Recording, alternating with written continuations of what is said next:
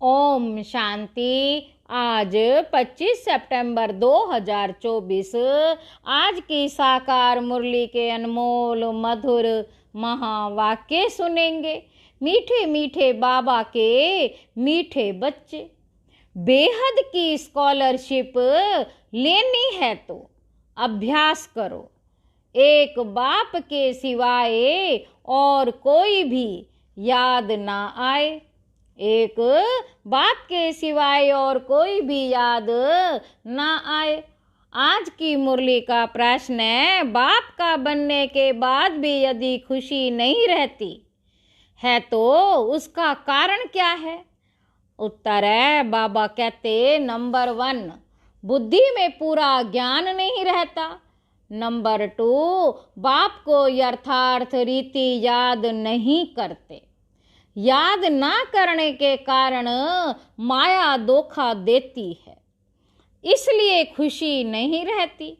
तुम बच्चों की बुद्धि में नशा रहे। बाप हमें विश्व का मालिक बनाते हैं तो सदा उल्लास और खुशी रहे। बाप का जो वर्षा है, पवित्रता, सुख और शांति। बाप का जो वर्षा है, पवित्रता, सुख और शांति, इसमें फुल बनो तो खुशी रहेगी। ओम शांति। ओम शांति का अर्थ तो बच्चों को अच्छी रीति मालूम है। मैं आत्मा, यह मेरा शरीर, यह अच्छी रीति याद करो। भगवान माना आत्माओं का बाप। भगवान माना आत्माओं का बाप हमको पढ़ाते हैं, ऐसे कभी सुना है? वह तो समझते हैं श्री कृष्ण पढ़ाते हैं, परंतु उनका तो नाम रूप है ना। यह तो पढ़ाने वाला है निराकार बाप। पढ़ाने वाला कौन है? निराकार बाप। आत्मा सुनती है और परमात्मा सुनाते हैं। यह नई बात है ना। विनाश तो होने का है ना। विनाश तो होने का ही है ना। एक है विनाश काले विपरीत बुद्धि, दूसरे है विनाश काले प्रीत बुद्धि। आगे तुम भी कहते थे ईश्वर सर्वव्यापी है, पत्थर भीतर में है। इन सब बातों को अच्छी रीति समझना है। बाबा कहते ये तो समझाया है, आत्मा विनाशी है, शरीर विनाशी है। आत्मा कभी घटती बढ़ती नहीं है।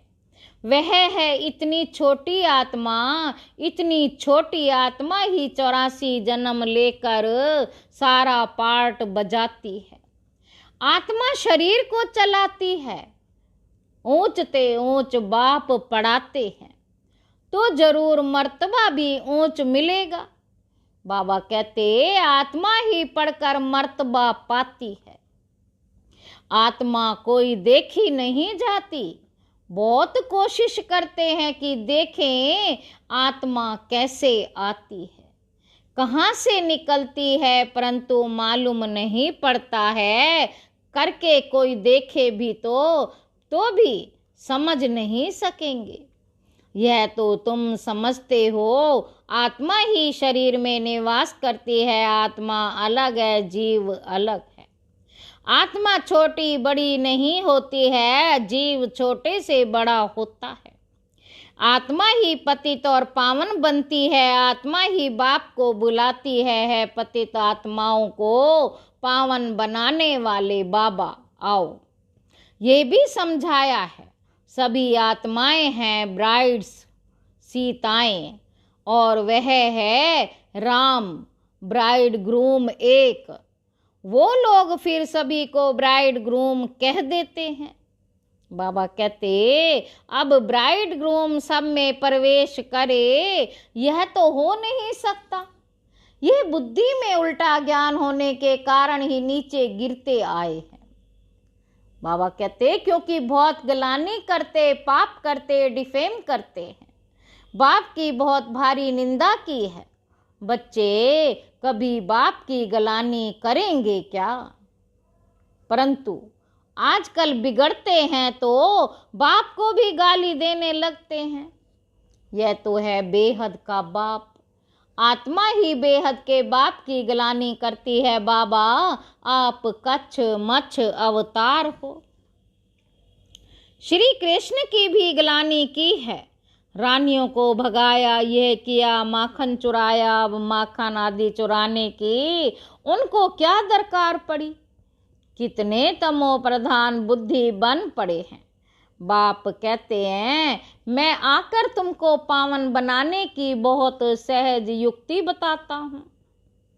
बाप ही पतित पावन सर्वशक्तिमान अथॉरिटी है।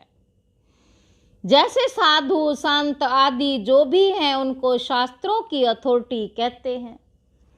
शंकराचार्य को भी वेदों शास्त्रों आदि की अथॉरिटी कहेंगे। उनका कितना भबका होता है। बाबा कहते शिवाचार्य का तो कोई भबका नहीं, इनके साथ कोई पलटन नहीं। यह तो बैठ सभी वेद शास्त्रों का सार सुनाते। अगर शिव बाबा भबका दिखाएं तो पहले इनका ब्रह्मा का भी भबका चाहिए, परंतु नहीं। बाप कहते मैं तो तुम बच्चों का सर्वेंट हूँ।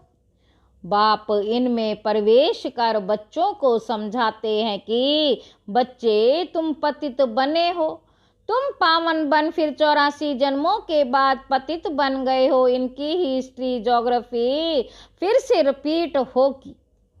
इन्होंने ही 84 जन्म भोगे हैं। फिर उन्होंने ही सतो प्रधान बनने की युक्ति बताते हैं। बाप ही सर्वशक्तिमान है।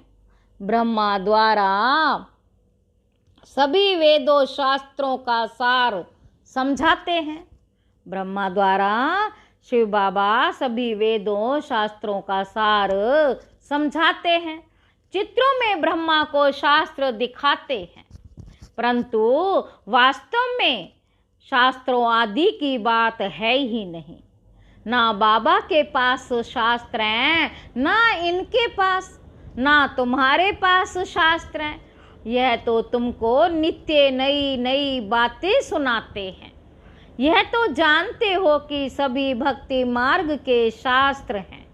मैं कोई थोड़े शास्त्र सुनाता हूँ, मैं कोई शास्त्र थोड़ी ही सुनाता हूँ। मैं तो तुमको मुख से सुनाता हूँ, तुमको राजयोग सिखाता हूँ।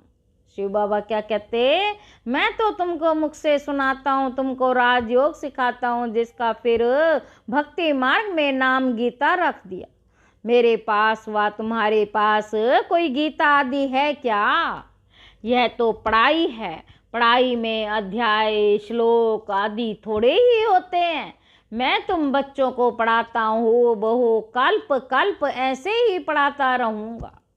कितनी सहज बात समझाता हूँ। अपने को आत्मा समझो। यह शरीर तो मिट्टी को हो जाता है। आत्मा अविनाशी है। शरीर तो घड़ी घड़ी जलता रहता है। आत्मा एक शरीर छोड़ दूसरा ले लेती। बाप कहते मैं तो एक ही बार आता हूँ। शिवरात्रि मनाते भी हैं। वास्तव में होना चाहिए शिव जयंती। शिवरात्रि मनाते हैं, वास्तव में होना चाहिए शिव जयंती, परंतु जयंती कहने से माता के गर्भ से जन्म हो जाता है। इसलिए शिवरात्रि कह देते। द्वापर कलयुग की रात्रि में मेरे को ढूंढते हैं।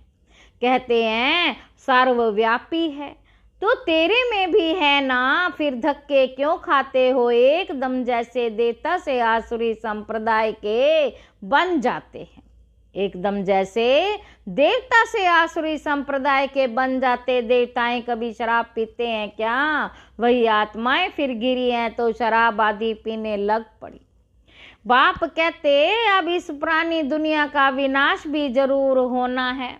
पुरानी दुनिया में है अनेक धर्म, नई दुनिया में है एक धर्म। एक से अनेक धर्म हुए, फिर एक जरूर होना है। मैं अभी 40,000 वर्ष पड़े हैं। मनुष्य तो कह देते हैं कि 40,000 वर्ष पड़े हैं कलयुग में। इसको कहा जाता है घोर अंधियारा। ज्ञान सूर्य प्रगटा, ज्ञान अंधेर विनाश, मनुष्यों में बहुत अज्ञान है। बाप ज्ञान सूर्य ज्ञान सागर आते हैं तो तुम्हारा भक्ति मार्ग का अज्ञान मिट जाता है। तुम बाप को याद करते करते पवित्र बन जाते हो, खाद निकल जाती है। यह है योग अग्नि। काम अग्नि काला बना देती है, योग अग्नि अर्थात शिव बाबा की याद गोरा बनाती है। श्री कृष्ण का नाम भी रखा है श्याम सुंदर, परंतु अर्थ थोड़े ही समझते हैं। बाप आकर अर्थ समझाते हैं। पहले पहले सतयुग में कितने सुंदर हैं। आत्मा पवित्र सुंदर है तो शरीर भी पवित्र सुंदर लेती है। वहाँ कितना धन दौलत सब कुछ नया होता है। नई धरनी फिर पुरानी होती है। अब इस पुरानी दुनिया का विनाश जरूर होना है। खूब तैयारियां हो रही हैं। भारतवासी इतना नहीं समझते हैं जितना वह समझते कि हम अपने कुल का विनाश कर रहे हैं। कोई प्रेरक है, साइंस द्वारा हम अपना ही विनाश लाते हैं।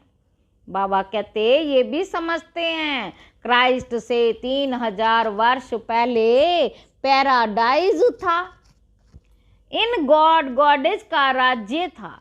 भारत ही प्राचीन था। इस राजयोग से लक्ष्मी नारायण ऐसे बने थे।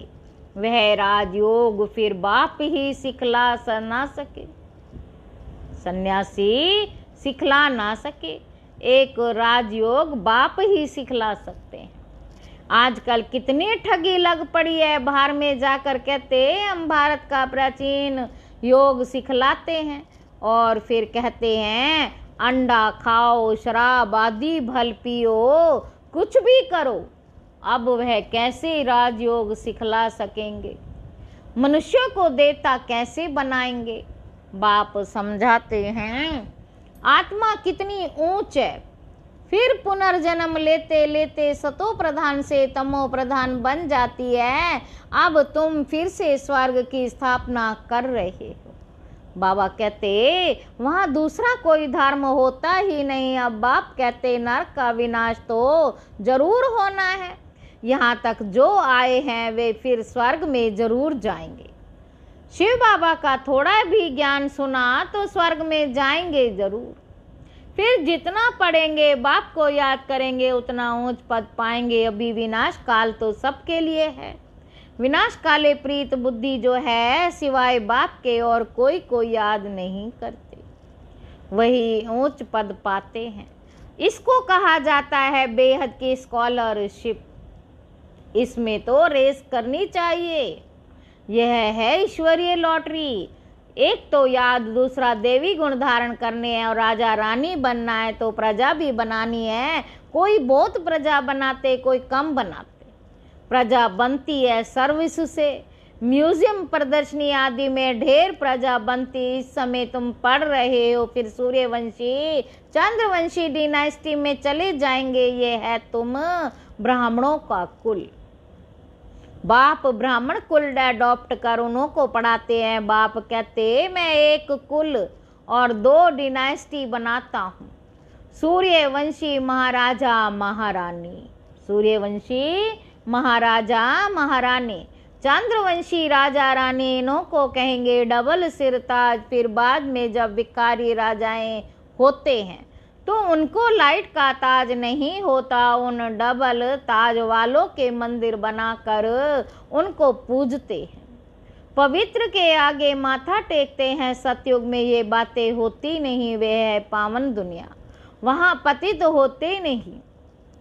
उसको कहा जाता है सुख धाम, वॉइसलेस वर्ड।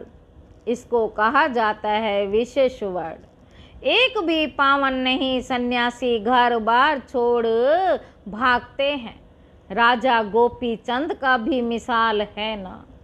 तुम जानते हो कोई भी मनुष्य 1-2 को गति सदगति दे नहीं सकते। सर्व का सदगति दाता मैं ही हूँ। मैं आकर सबको पावन बनाता हूँ। एक तो पवित्र बन शांति धाम चले जाएंगे और दूसरे पवित्र बन सुख धाम में जाएंगे। यह है पवित्र दुख धाम। सतयुग में बीमारी आदि कुछ भी होती नहीं। तुम उस सुख धाम के मालिक थे, फिर रावण राज्य में दुख धाम के मालिक बने हो। बाप कहते हैं, काल्प काल्प तुम मेरी श्रीमत पर स्वर्ग स्थापन करते हो, नई दुनिया का राज्य लेते हो, फिर पतित नरकवासी बनते हो। देवताएं ही फिर विकारी बन जाते, वाम मार्ग में गिरते हैं। मीठे मीठे बच्चों को बाप ने आकर परिचय दिया कि मैं एक ही बार पुरुषोत्तम संगम युग पर आता हूँ, मैं युगे युगे तो आता ही नहीं। बाबा कहते, कल्प के संगम युगे आता हूँ ना कि युगे युगे। कल्प के संगम पर क्यों आता हूँ? क्योंकि नरक को स्वर्ग बनाता हूँ। हर 5000 वर्ष बाद आता हूँ। कई बच्चे लिखते, बाबा हमको खुशी नहीं रहती है, उल्लास नहीं रहता है। अरे बाप, तुमको विश्व का मालिक बनाते ऐसे बाप को याद कर तुमको खुशी नहीं रहती। तुम पूरा याद नहीं करते हो तब खुशी नहीं ठहरती। बाबा कहते, पति को याद करते खुशी होती है। जो पतित बनाते हैं और बाप जो डबल सिर ताज बनाते, जो पतित बनाते पति को याद करते खुशी होती, जो पतित बनाते और बाप जो डबल सिर ताज बनाते हैं उनको याद करके खुशी नहीं होती। बाप के बच्चे बने हो फिर भी कहते हो खुशी नहीं। पूरा ज्ञान बुद्धि में नहीं है, याद नहीं करते हो, इसलिए माया धोखा देती बच्चों को। कितना अच्छी रीति समझाते हैं, कल्प कल्प समझाते हैं। आत्माएं जो पत्थर बुद्धि बन पड़ी हैं उनको पारस बुद्धि बनाता हूँ। नॉलेज फुल बाप ही आकर नॉलेज देते हैं। वह हर बात में फुल है, प्योरिटी में फुल, प्यार में फुल, ज्ञान का सागर, सुख का सागर, प्यार का सागर है ना। ऐसे बाप से तुमको यह वर्षा मिलता है। ऐसा बनने के लिए ही तुम आते हो। बाकी वह सत्संग आदि तो सब है भक्ति मार्ग के, उनमें एम ऑब्जेक्ट कुछ भी है नहीं। इसको तो गीता पाठशाला कहा जाता है, वेद पाठशाला नहीं होती। गीता से नर से नारायण बनते हो, जरूर बाप ही बनाएंगे ना। मनुष्य मनुष्य को देवता बना ना सके। बाप बार बार बच्चों को समझाते, बच्चे अपने को आत्मा समझो, तुम कोई देह थोड़े ही हो। आत्मा कहती, मैं एक देह छोड़ लेती हूँ, दूसरा अच्छा। आत्मा कहती, मैं एक देह छोड़ दूसरी लेती हूँ, अच्छा। मीठे मीठे सिक्के लदे बच्चों प्रति माता पिता बाप दादा का याद प्यार और गुड मॉर्निंग। रूहानी बाप की रूहानी बच्चों को नमस्ते। हम रूहानी बच्चों की रूहानी बाप दादा को नमस्ते। बाबा नमस्ते, शुक्रिया बाबा शुक्रिया। धारणा के लिए मुख्य सार पहला पॉइंट है, जैसे शिव बाबा को कोई भवका नहीं। सर्वेंट बन बच्चों को पढ़ाने के लिए आए, ऐसे बाप समान अथॉरिटी होते हुए भी निरअहंकारी रहना है। पावन बनकर पावन बनाने की सेवा करनी है। दूसरा पॉइंट है, विनाश काल के समय ईश्वरीय लॉटरी लेने के लिए प्रीत बुद्धि बन याद में रहने व देवी गुणों का धारण करने की रेस करनी है। वरदान है, शुद्ध संकल्पों के गहराव द्वारा सेफ्टी का अनुभव करने और कराने वाले शक्तिशाली आत्मा भव। शक्तिशाली आत्मा वह है जो दृढ़ता की शक्ति द्वारा सेकंड से भी कम समय में व्यर्थ को समाप्त कर दे। शुद्ध संकल्प की शक्ति को पहचानो। एक शुद्ध व शक्तिशाली संकल्प बहुत कमाल कर सकता है। सिर्फ कोई भी दृढ़ संकल्प करो तो दृढ़ता सफलता को लाएगी। सबके लिए शुद्ध संकल्पों का बंधन घेराव ऐसा बांधो जो कोई थोड़ा कमजोर भी हो उनके लिए भी ये घेराव एक छत्र छाया बन जाए, सेफ्टी का साधन व किला बन जाए। स्लोगन है, सबसे श्रेष्ठ भाग्य उनका है, सबसे श्रेष्ठ भाग्य उनका है जिन्हें डायरेक्ट भगवान द्वारा पालना, पढ़ाई और श्रेष्ठ जीवन की श्रीमत मिलती है। अच्छा, ओम शांति।